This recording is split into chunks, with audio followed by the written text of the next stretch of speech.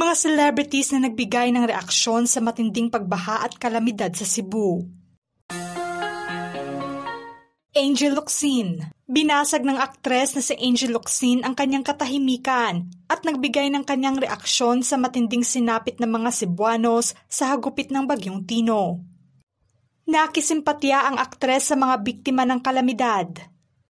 At naging malaking katanungan din sa kanya ang ilang preventive measures na sana'y nakatulong sa problemang kinaharap ngayon ng Cebu.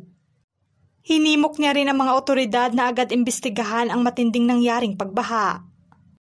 Sa kanyang ex-post, "Not another one, hoping everyone in Cebu is safe."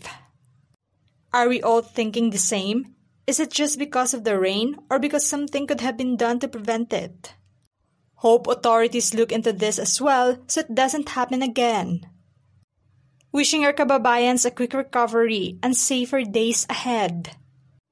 Bilang isang humanitarian, kilala ang aktres sa kanyang pagbigay ng suporta at hinaing sa tuwing nagdudulot ng paghihirap ang mga Pinoy na naapektuhan ng mga kalamidad. Bukas din siyang ilatag ang kanyang sentimento at opinyon sa publiko.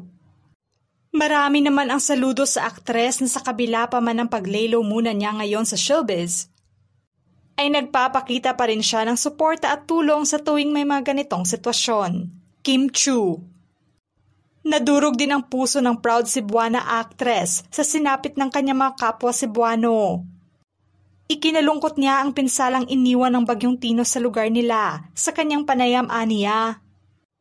Sana magawa na lahat ng dapat gumawa ng paraan para hindi na maulit. Sa amin, hindi naman binaha. Pero it is the first time nangyari sa amin sa Cebu nagkaganoon kalalang baha. Sino na naman sisisihin natin? Sobrang malapit sa puso ng aktres ang kanyang hometown at una na rin siyang nagpaabot ng tulong sa mga biktima ng lindol. Ikinuwento pa niya na naranasan din ng The Alibay Production Team ang lindol noon na yumanig sa Cebu. Saad niya, "Medyo nakakapraning lang. Nakastay kami lahat sa hotel. Non-stop aftershocks. So lahat ng kasama namin, may kunting lindol, may dala silang bag at baba sila agad. Kaya sa panibagong hamon ng kanyang mga kababayan, masakit ang kanyang puso sa nangyari." Paulo Avellino. Nalungkot naman si Paulo Avellino sa nangyari sa Cebu. Pahayag niya na kahit siya ay nahihirapan sa pinsalang nakikita niya online. Just hearing the news and devastation of the earthquake. Ang hirap ipagpatuloy ng trabaho habang alam mo may nangangailangan ng tulong. Ann Curtis. Nagpaabot din ng prayers ang aktres para nasa mga taga Cebu na nasa lanta ng bagyo. Sa kanyang ex-post, ikinalungkot ni Ann ang malalang sinapit ng mga Pinoy na nalubog sa baha. Tanging panalangin naman ang kanyang ipinaabot at nakiisa sa simpatya at hustisya para sa mga Cebuanos. Isa rin ang aktres sa mga celebrities na nagpapaabot ng tulong at bukas na nagbibigay ng kanyang sentimento, lalo na kung nakikita niyang naghihirap ang maraming Pilipino. Winwin Marquez.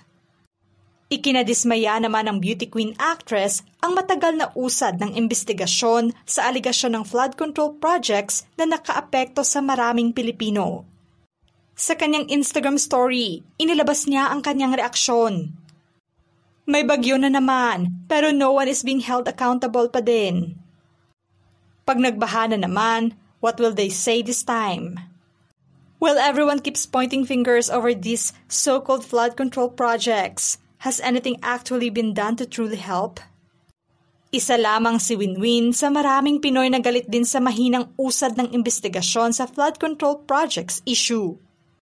Sa panahon ng mga sakuna tulad nito, paulit-ulit na lamang ang sagot na ibinibigay ng gobyerno, ngunit hanggang ngayon ay wala pa ring napaparusahan.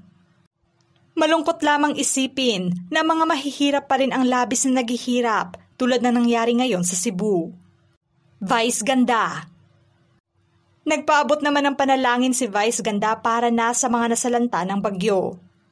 Sa segment ng Laro-Laro Pick sa It's Showtime nitong November 6, patuloy siyang nagdadasal sa mga biktima ng kalamidad. Sana sa buong bansa, lalong-lalo na sa diyang nasalanta, Ngayon po ay patuloy kaming nagdadasal para sa inyo at nandito kami dahil isishare namin ang pag-asa sa inyo.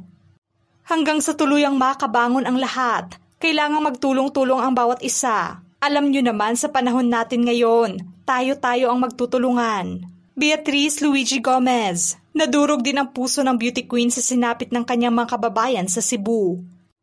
Dahil nasa hagupit ng bagyong Tino. Kabilang ang kanyang probinsya sa Cebu sa apektado ng malawakang pagbaha. Sa kanyang Instagram stories, ipinakita niya ang pinsalang iniwan ng bagyo na siyang sumira sa mga bahay. Pati buhay ng maraming Pilipino, dismayado rin siya sa flood control budget ng gobyerno na palpak umano. Damages can occur during natural calamities, but with this much budget, preventive measures could have been made. Cebuanos prepared for this calamity, what else could have been done? This is exactly why we demand for this kind of projects because people can only do so much. The rest is up to the agencies responsible. Pagkapait palandungon. Ikinagalit ng beauty queen ang ganitong sitwasyon at nakikitang naghihirap ang maraming Pilipino. Dahil lamang sa pagiging gahama ng mga nakaupo sa pwesto. Ang hirap din umanong isipin na hindi nakatulong ang mga pangakong proyekto na siyang napako lamang. Bini Aya. Galit naman ang naramdaman ni Bini Aya matapos makita ang nakakaawang sinapit ng mga kababayan niyang Cebuano. Na siyang nalubog sa pagbaha at nawala ng mga tirahan at mahal sa buhay. Sa kanyang Instagram story, ibinahagi niya ang mga larawan ng pinsalang sinapit ng Cebu. Sa caption, mababasa naman ang kanyang reaksyon. Mad because the people have done their part to prepare food, emergency kits, meds, and more. But the flood control projects, which could have saved us all from the situation, are clearly corrupted and it is evident. Cebu, be angry. Maria Atisa Manalo, nanawagan naman ng tulong si Miss Universe Philippines 2025 Atisa Manalo na tulungan ang mga kababayan natin sa Cebu. Sa kabila pa man naabala ang beauty queen sa kanyang paghahanda sa kompetisyon, hindi pa rin niya nalimutan na makisimpatya sa mga biktima ng kalamidad. Edo Manzano. Nagpaabot naman ng panalangin si Edo Manzano para nasa mga Pilipinong naapektuhan ng hagupit ng bagyo.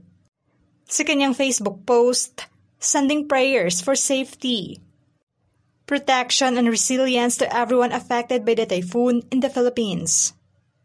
Mula dito sa amin sa Showbiz Philippines, kami ay patuloy na nagdadasal din sa mga nasalanta ng bagyo.